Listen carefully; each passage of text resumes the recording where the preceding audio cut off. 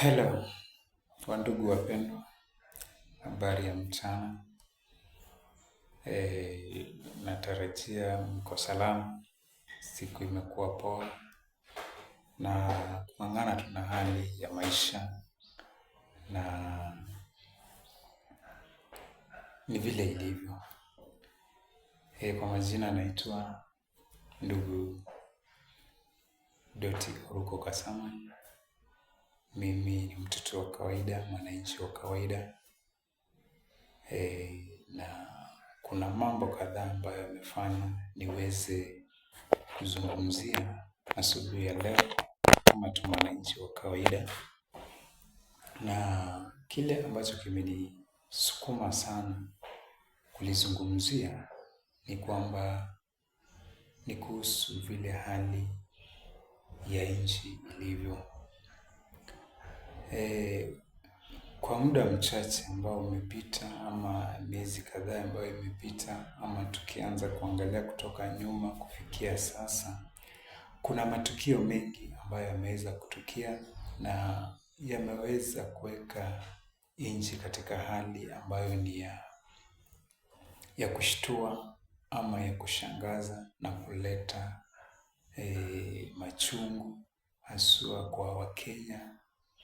Na mengi yamekuwa ni kuhusu mambo ya production, yamekuwa ni kuhusu mambo ya siasa, yamekuwa ni kuhusu mambo ya uchumi.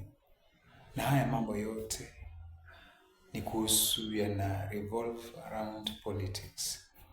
Na kile ambacho kimenisukuma kukilizungumzia sana ni kuhusu mambo na utaifa.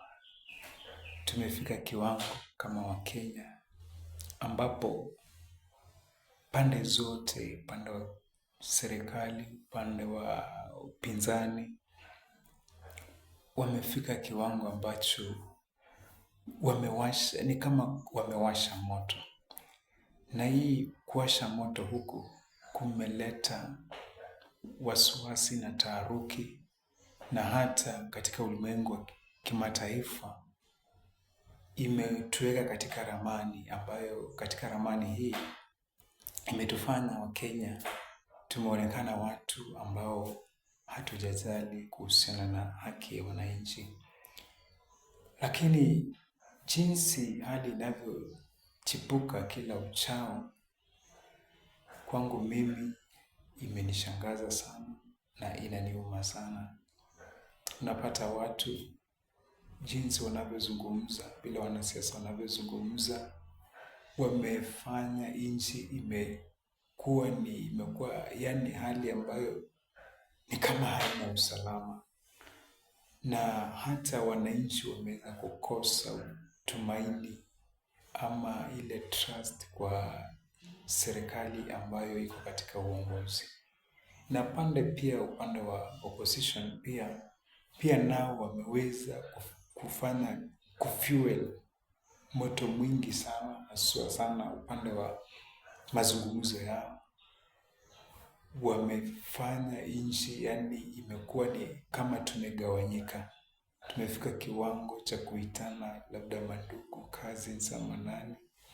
Siongei ya kwamba ninachukia ama nina wakejeli ama sipendelei vile wanavyofanya siasa zao, ni sawa. Lakini kila wakati tunajua kwamba kila mtu huja na mfumo wake wa kutafuta kura, wa kutafuta mshikamano, wa kutafuta jinsi wanaweza kushika wananchi wawe upande wake.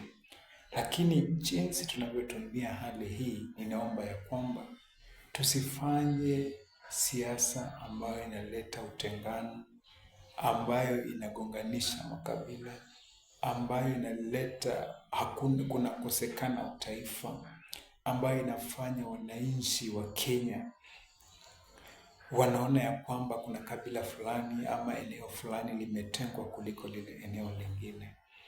La uchungu ni sana ni kwamba vile Wakenya wanavyouawa, sielewi vile mambo hufanyika, lakini ningeomba serikali ya kwamba wakaweze kulinda Wakenya kutokana na lile tatizo ambalo linawakumba sasa kama abduction. Ningependa ya kwamba hata wale ambao wanajiita wanaharakati, ile wakati wanasema ya kwamba wanataka kuingia katika hizi streets kufanya maandamano, kufanya mambo ambayo wanasema ya kwamba kusukuma serikali ifanye vile wanavyopendelea ama vile nchi itakavyotaka, ningependa ya kwamba wazingatie haswa sana familia za wale Gen Z ambao wanawaita ama wanaopanga ya kwamba waingie katika barabara wapiganie haki yao. Inasikitisha sana, haswa sana kuona vile baadhi ya wazazi ambao wamepoteza watoto wao, wana wao, wakati wamekuwa katika maandamano. Wengine wameshikwa nyumbani kwa sababu ya kuna vitu walituma katika mitandao na ikaweza kuguza labda watu, na wakatumia hiyo mbinu kuumiza watoto wa watu, wengine wakapatikana wamekufa. Ama hata ni siasa mbaya. Hii hali imefanya nchi inakuwa katika hali ambayo si nzuri. Imekosa kuwa na mshikamano, nchi imekosa kuwa na amani. Si lazima tutumie kumwaga damu ndiposa tutimize matakwa yetu. Kama Wakenya waliosoma, ambao wana elimu ama ambao wana hali ya kiustadi, ambapo wanaweza kutumia mbinu ya kuweza kugomboa nchi, nafikiri watu wako na akili nyingi ambazo wanaweza zitumia kuliko kukimbia kila wakati shida ikitokezea wanaingia pale barabarani. Wakati wanaingia pale barani, wanaanza kusukumana na polisi.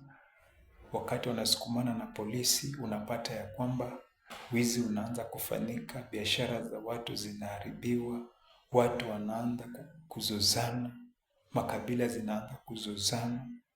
Tunafika kiwango ambacho kunakuwa na taharuki Kenya nzima, ambapo hata biashara hatutafanya, kazi hatutaenda,